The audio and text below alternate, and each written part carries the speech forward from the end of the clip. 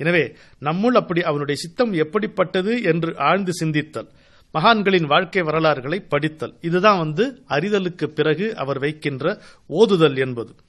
அதனோடேயே அதுக்கு அடுத்தபடியாக இல்லாமல் அதனோடேயே கேட்டல், பெரியோர்களிடம் பெரியோர்களை பற்றியும் சாத்திரங்களில் சொல்லி இருக்கும் கூற்றுக்கு விளக்கங்களையும் விரும்பி விரும்பி கேட்பது, இறைவன் புகழை கேட்பது, இறைவனுடைய மகத்துவத்தை கேட்பது, விரும்பி விரும்பி கேட்கணும், ஆசையோடு கேட்கணும், ஆர்வத்தோடு கேட்கணும். இப்படி ஓதியதையும் இப்படி கேட்டதையும் உள்ளாழ்ந்து உணர்ந்து கொள்ள, அதெல்லாம் அப்படியே அதனுடைய சாரம் என்ன, அதனுடைய எசன்ஸ் என்ன, அதனுடைய மூலம் என்ன, அதனுடைய மையம் என்ன என்று உள்ளாழ்ந்து நம்முடைய நட்டநடு நெஞ்சுக்குள்ளே நின்று நாம் கேட்போம், உணர்ந்து கொண்டோமானால் அதுதான் உணர்தல் ஆகும். அப்படி ஓதி அது அறிந்து ஓதி கேட்டு உணர்ந்தவர்கள் எப்படி இருக்காங்கன்னா, மற்றவர்க்கு வழிகாட்டும் கலங்கரை விளக்கமாக ஓங்கி நின்றாரேங்கிறார். இப்போ இதே எடுத்துக்கங்க, திரும்பவும் அந்த வரிசைக்கே வருவோம். அறிதல் என்பது இல்லுமினேஷன், ஓதுதல் என்பது இன்ஸ்பிரேஷன், கேட்டல் என்பது கன்சாலிடேஷன் இல்லைன்னா ஸ்டெபிலைசேஷன், உணர்தல் என்பது ரியலைசேஷன், ஓங்கி நிற்பது என்பது லிபரேஷன். இப்படி எடுத்துக்கலாம். நமக்கு இந்த இல்லுமினேஷனுக்கும் லிபரேஷனுக்கும் நடுவுல முக்கியமான ஒரு ஸ்டேஷன் இருக்குங்க. அதுதான் கன்சாலிடேஷன், அதான் ஸ்டெபிலைசேஷன். அதை எவ்வளவு தெளிவா இதை விட ஒரு வரிசை கிரமத்தில் சொல்லவே முடியாதுங்க. அறிதல், ஓதுதல், கேட்டல், உணர்தல், ஓங்கி நிற்றல் என்று அற்புதமாக ஒரு 5 அம்ச திட்டமாக நமக்கு திருமூலர் கேள்வி செல்வத்தை வழங்கி இருக்கிறார். பிறகு உரு துணையாவது உயிரும் உடம்பும், உரு துணையாவது உலகுரு கேள்வி, செறி துணையாவது சிவனடி சிந்தை, பெரு துணை கேட்கில் பிறப்பில்லைதானேங்கிறார். உறுதுணையாவது உயிரும் உடம்பும், உறுதுணையாவது உலகுரு கேள்வி, செறிதுணையாவது சிவனடி சிந்தை, பெருதுணை கேட்கில் பிறப்பில்லைதானேங்கிறார். உறுதுணையாவது உயிரும் உடம்பும்னா, உயிரும் உடம்பும் ஒன்றுக்கொன்று உற்ற துணை. அப்படி தோன்றினாலும் உடம்புக்கு உற்ற துணை உயிரே, உடம்புக்கு உற்ற துணை உயிரே. அப்ப உயிருக்கு உற்ற துணை எது? உடலுக்கு உயிர் காவல் ஒரு பாட்டு வரும் தெரியுமா? அது மாதிரி வரிசை கேள்வியில கேட்டு வந்தீங்கன்னா, உயிருக்கு உறுதுணை எது? உலகம் எவ்விதம் தோன்றியது என்னும் கேள்வி, அதுதான் உயிருக்கு உற்ற துணை. இந்த உயிரை வாழ வைக்க, அதாவது உண்மையிலே வாழ வைக்க, எது வாழ்வோ அந்த வாழ்வில் வாழ வைக்க, அதன்படி வாழ வைக்க எது கேட்கணும், எது துணை அப்படின்னு கேட்டா உலகு ஒரு கேள்வி. இந்த உலகம் எப்படி தோன்றியது, இதில் நான் எதற்காக வந்தேன், என்னுடைய பங்கு என்ன, என்னுடைய பங்களிப்பு என்ன, என்னுடைய பணி என்ன, இதுக்கெல்லாம் அடிப்படை கேள்விகள், elementary questions are rather basic questions என்று பெயர். பெரியவர்கள் இதை விளக்குவாங்க. ஏன், எப்படி, இதுதானே அடிப்படை கேள்விகள். எல்லாரும் மேல்நாட்டில் விஞ்ஞானிகளும் இதை பயன்படுத்துவார்கள், தத்துவ விஞ்ஞானிகளும் இதை பயன்படுத்துவார்கள். ஏன், எப்படி, ஒய் அண்ட் ஹவ், இதைத்தான் அடிப்படை கேள்விகளாக வைப்பார்கள். அப்போ நம்ம பெரியவர்கள் என்ன சொல்றாங்கன்னா, ஆத்ம ஞானம், பிரபஞ்ச ஞானம், சிருஷ்டி விஞ்ஞானம், 3 இருக்கு. ஆத்ம ஞானம் தன்னில் தான் ஆழ்ந்து தன்னுடைய இருப்பை, தன்னுடைய உண்மையை கண்டு அதில் திளைத்திருத்தல், அதில் நிலையாக நிற்றல், தான் அல்லாத எதுவும் தீர்ந்து போதல், இது ஆத்ம ஞானம். தான் தனியாக இல்லை, தனக்கு அயலாக எதுவும் இல்லை, அண்டமும் பிண்டமும் ஒன்றே போல் தோன்றுகிறது, அகமும் புறமும் ஒன்றே, எதையெல்லாம் வெளியென்கிறோமோ அதெல்லாம் உள்ளேயே காண கிடைக்கிறது என்பது ஆத்ம ஞானம். யாருடன் எந்த விதமான பேதமும் இல்லாமல் கலந்திருப்பது, எக்களிப்பு இல்லாமல் இருப்பது, ஏக்கம் இல்லாமல் இருப்பது, எதிர்பார்ப்பு ஏமாற்றம் இல்லாமல் இருப்பது, விருப்பு வெறுப்பு இல்லாமல் இருப்பது என்று இந்த தன்மைகள் விரிந்து கொண்டே போகும். இது ஆத்ம ஞானம். அதுக்கப்புறம் பிரபஞ்ச ஞானம். பிரபஞ்ச ஞானம், இந்த உலகம் எப்படி செயல்படுகிறது, the ways of the world, இந்த மனிதர்கள் எப்படி நடந்து கொள்கிறார்கள், வாழ்க்கை என்பது எப்படி இருக்கிறது, இந்த வினையினுடைய நுட்பம், தரியில் அந்த ஊடு பாவு மாதிரி வினை மனிதனை பிரட்டி எடுத்திருக்கு பாரு, தி மொசைக் ஆஃப் கர்மா அப்படிம்பாங்க. அது எவ்வளவு நுட்பமாக இருக்கிறது, how intricate it is, how beautiful it is, எப்படி பார்க்கிறது, இதெல்லாம் சேர்ந்து இன்னும் பல இருக்கு. இதெல்லாம் பார்த்தோம்னா பிரபஞ்ச ஞானம். இந்த உலகத்தினுடைய வரலாறும் பார்க்கணும். பல நாம் அல்லாமல் விலங்கினங்கள் இருக்கின்றன, தாவரங்கள் இருக்கின்றன, கனிப்பொருட்கள் இருக்கின்றன, தாது பொருட்கள் இருக்கின்றன, எல்லாவற்றை பற்றிய அறிவு, இது எப்படி செயல்படுகிறது, இது பிரபஞ்ச ஞானம்.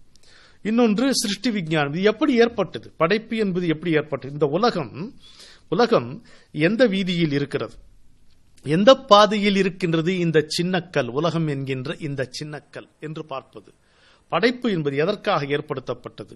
What is the structure of the universe தான் பிரம்மாண்ட புராணத்தில் ரொம்ப தெளிவாக சொல்லப்பட்டிருக்கிறது என்று என்னுடைய குருநாதர் எடுத்து காட்டுவார். அதனால இந்த ஸ்ட்ரக்சர் ஆஃப் தி யூனிவர்ஸ் எப்படி இருக்கிறது என்று பார்ப்பது. இந்த மூன்று இருக்கிறது: ஆத்ம ஞானம், பிரபஞ்ச ஞானம், சிருஷ்டி விஞ்ஞானம். இதுல பெரியோர்கள் நமக்கு என்ன சொல்வார்கள் என்றால், தன்னைத்தான் அறிதல் என்பது ஒரு சராசரி மனிதனாகி நமக்கு இப்போ இந்த காலகட்டத்தில் ரொம்ப பிரம்ம பிரயத்தனமா இருக்கிறது. இது நம்மால் அறவே முடியாத ஒரு விஷயம் என்று நாம் நினைத்துக் கொள்கிறோம். ஆனால் நாம் இன்று யாரை ரிஷிகள், பெரியோர்கள், மகான்கள் என்று கொண்டாடுகிறோமோ அவர்களெல்லாம் தாங்கள் தவத்தில் உட்கார்ந்த ஒரு சில நாட்களிலேயே தன்னைத்தான் அறிந்து கொண்டவர்கள். இந்த சோ கால்டு செல்ஃப் ரியலைசேஷன் என்பது ரொம்ப சீக்கிரத்தில் அவர்களுக்கு முடிந்தது என்றுதான் சொல்லுகிறார்கள். ஒரு வாரத்தில் முடியும் வச்சிருக்கீங்களேன், 3 நாள்ல முடிஞ்சிருக்கும் வச்சிருக்கீங்களேன், 10 நாட்களுக்குள்ள முடிஞ்சிருக்கும் வச்சிருக்கீங்க, முடிஞ்சது. ஆனா நம்ம கதைகளும் கேட்கிறோம், அவர்கள் நெடுங்காலம் நெட்டையில் இருந்தார்கள், நெடுங்காலம் தவம் செய்தார்கள். எதுக்கு அப்படின்னு கேட்டா, இந்த சிருஷ்டி விஞ்ஞானத்தை அறிவதற்கே, பிரபஞ்ச ஞானத்தை அறிந்து கொள்வதற்கே தான். பிரபஞ்ச ஞானம் எழுதுவதற்காகவும், படைப்பினுடைய ரகசியத்தை, இதனுடைய கட்டுமானம் எப்படி செய்யப்பட்டிருக்கிறது என்கின்ற கல்வியை கற்பதற்காகவும் தான் அவர்கள் நெடுங்காலம் தவத்தில் ஆழ்ந்தார்களே தவிர, தன்னைத்தான் அறிந்து கொண்டு தன்னுடைய பிறப்பு இறப்பு தலையை அறுத்துக் கொள்வது என்பது அவர்களுக்கு எளிதே நிகழ்ந்து விட்டது என்று நமக்கு பெரியோர்கள் சொல்லி இருக்கக்கூடிய அரிய வாக்கு. அதில் இன்னும் சுவாரஸ்யமானது என்ன என்று கேட்டால், இந்த 3 அறிவுகளிலே அறிவதற்கு சிரமமான அறிவு எது என்று கேட்டால், உலகத்தை பற்றிய அறிவு, அதாவது பிரபஞ்ச ஞானம். இதுதான் அறிந்து கற்பதிலேயே மிக சிரமமான பாடம் எதுன்னு கேட்டீங்கன்னா, இந்த உலகம் எப்படி செயல்படுகிறது, இந்த மனிதர்கள் எப்படி செயல்படுகிறார்கள் என்பதை புரிந்து கொள்வதுதான் கடினமான பாடமாக இருக்கிறது என்கிறார்கள். ஆக இந்த ஆத்ம ஞானம், சிருஷ்டி விஞ்ஞானம், பிரபஞ்ச ஞானம் மூன்றும் ஒரு சேர கற்று வாய்க்கப்பெற்ற பூரணர்கள் இருக்கிறாங்க. அந்த பூரணர்கள் தான் மகாயோகி, பிரம்மஞானி, மகாத்மா என்ற 3ம் சேர்ந்து இருக்கிறார்கள். அதாவது இந்த அறிவு, தன்னை பற்றிய அறிவை அறிந்து கொண்டவர்கள் நிறைய பேர் இருக்கிறார்கள். அந்த அறிவு என்கிற நிலையில் அவர்களுக்குள் பேதம் கிடையாது. அது விவேகானந்தர் ஆகட்டும், ரமண மகர்ஷி ஆகட்டும், பிறப்பு இறப்பு தலையிலிருந்து நீங்கினார்கள் என்று பார்க்கும்பொழுது அதுல பேதம் கிடையாது. ஆனால் அதை தாண்டி இந்த பிரபஞ்ச சிருஷ்டி விஞ்ஞானம், பிரபஞ்ச ஞானம் என்பது எல்லோரும் கற்றுக்கொண்டதில்லை, அது வேறு.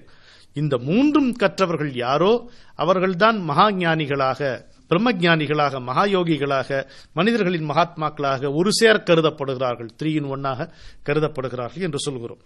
இதில் எதை அடைவது எளிது என்ற கேள்விக்கு பலவிதமான விடைகள் இருந்தாலும், என் குருநாதரிடம் நான் கேட்டதை உங்களுக்கு சொன்னேன். இதில் அடைவதற்கு மிக கடினமானது எதுன்னு கேட்டா இந்த பிரபஞ்ச ஞானம் தான் என்று சொல்கிறார்கள். சரி, இப்ப இந்த வை அண்ட் ஹவ், ஏன் எப்படி என்கின்ற கேள்விகள் எங்கே எழுகின்றன? மனத்தில் தான். இந்த மனம் நிலையானதா? இல்லை, ஓயாமல் சலித்துக் கொண்டே இருப்பது மனம். பாரதியார் 2 அர்த்தத்திலையும் எடுத்துக்கொள்ளலாம். அதாவது சஞ்சலம், சலிப்பு, ஒரு டிஸ்கஸ்ட், அதுவும் சலிப்பு தான். ஓயாமல் சலித்துக் கொண்டே இருக்கக்கூடிய மனத்தில் தான் இந்த அடிப்படை கேள்விகள் எழுகின்றன. ஆனால் இந்த கேள்விகளுக்கு எல்லாம் ஒற்றை விடையாக திகழும் ஓர் இறைவன், பரமேஸ்வரன், அவன் நிலையானவன். அவன் சலிப்பவன் அல்ல, சலிப்புடையவன் அல்ல, சலிப்பு ஏற்படுத்துபவனும் அல்ல. இடையற்ற கேள்விகள் கிளர்ந்து கொண்டே இருக்கும் நிலையற்ற மனத்திற்கு யார் உற்ற துணை? சிவனடியினுடைய நினைப்பு. சிவனுடைய நினைப்பு தான் உற்ற துணை. அந்த பெருதுணை கேட்கில்ங்கிறார். அட்சர லட்சமான வார்த்தை. அந்த பெருதுணை கேட்கில். அந்த சிவனடியை அடையும் வரை கேட்டுக்கொண்டே இருங்கிறார். கேட்டே சிவனடியை அடைந்து விடு, அடையும் வரை நீ அவனுடைய புகழை கேட்டுக்கொண்டே இருங்கிறார். காஞ்சி பரமாச்சாரியார் இருந்தார். ராஜாஜி ராமாயணத்தை சுருக்கி சக்கரவர்த்தி திருமகன் எழுதியிருப்பார், நீங்க பார்த்திருப்பீங்க. அதை முடிக்கும் பொழுது, இனிமேல் இத்தனை நாள் நான் ராமரோடும் சீதையோடும் இலக்குவனோடும் அனுமனோடும் வாழ்ந்தேன், நாளிலிருந்து என்ன செய்ய போகிறேன்னு சொல்லிட்டு முடிப்பார். முடிச்சு அதுக்கு பிறகு அவர் பரமாச்சாரியாரை சந்திக்கும் பொழுது அவர் என்ன சொல்றாரு, பரமாச்சாரியார், மனசு சரியில்லையா, நீங்க ராமாயணம் கேளுங்களேன், உபன்யாசம் கேளுங்களேன்றாரு. ராஜாஜிக்கு புரியல. இப்பதான் நான் ராமாயணம் முழுக்க படிச்சு சுருக்கம் எழுதியிருக்கேன். இல்ல நீங்க கேளுங்க அப்படின்னாரு பரமாச்சாரியார். அப்புறம் கேட்க கேட்கத்தான் ராஜாஜி அவர்களுக்கு புரிந்ததான் கேட்டலில் இருக்கக்கூடிய சுகம். நாம் எழுதும்போது வரதில்லை அந்த சுகம், கேட்கும் பொழுதுதான் ஒரு தெளிவு ஏற்படுகிறது. தெளிவை மனசு நிம்மதி ஏற்படுகிறது. இந்த அறிவு மதி அடங்கி ஒரு சுகம் ஏற்படுகிறது. மதி அடங்கினால்தான் சுகம் ஏற்படும். அந்த சுகம் கேட்பதால் மட்டுமே தான் ஏற்படுகிறது அப்படின்ட்டு ராஜாஜி புரிந்து கொண்டாராம். அதே மாதிரிதான் இது இப்போ கேட்டு கேட்டுத்தான் வந்தது வேதம், அதனால்தான் இன்னும் சிதையாமல் நிற்கிறது. வாய்மொழி வந்துதான் வேதம். இத்தனை தேவார பாடல்கள் பிற்பாடு நமக்கு ஏடுகளில் கிடைத்திருக்கலாம். ஆனால் ஓதுவார்கள் ஓதி ஓதி ஓதித்தான் இந்த ஒப்பற்ற செல்வத்தை நமக்கு காப்பாற்றி கொண்டு வந்திருக்கிறார்கள். அந்த திருக்கோவில்களிலே அந்த ஓதுவார்கள் இல்லை என்றால் நமக்கு தேவாரம் திருவாசகம் போன்ற அற்புதமான செல்வங்கள் கிடைக்காமலே போயிருக்கும் என்றே நாம் புரிந்து கொள்ள வேண்டும். ஒப்பற்ற தொண்டு அவர்கள் செய்தார்கள், செய்தும் வருகிறார்கள். இதுல என்னன்னா, அந்த ஓதி எழுதியதில் இடைச்செருகள் வருகிறது, ஓதி கேட்டதில் இடைச்செருகள் வரவில்லை. வேதத்திலும் சரி, இந்த தேவார திருவாசகத்திலும் சரி, ஆழ்வார்கள் அருளி செய்த பாசுரங்களிலும் சரி அப்படியே வந்திருக்கிறது. எனவே நாம் செய்ய வேண்டியதெல்லாம் ஒன்றே, நன்றாக இரு காதுகளையும் அகலத் திறந்து வைத்துக் கொண்டு வாயை இறுக மூடிக்கொண்டு இறைவன் புகழை கேட்டுக்கொண்டே இருப்போம். இப்படி கேட்டு கேட்டே அந்த சிவனின் திருவடியை நாம் சென்றடைவோம். வணக்கம்.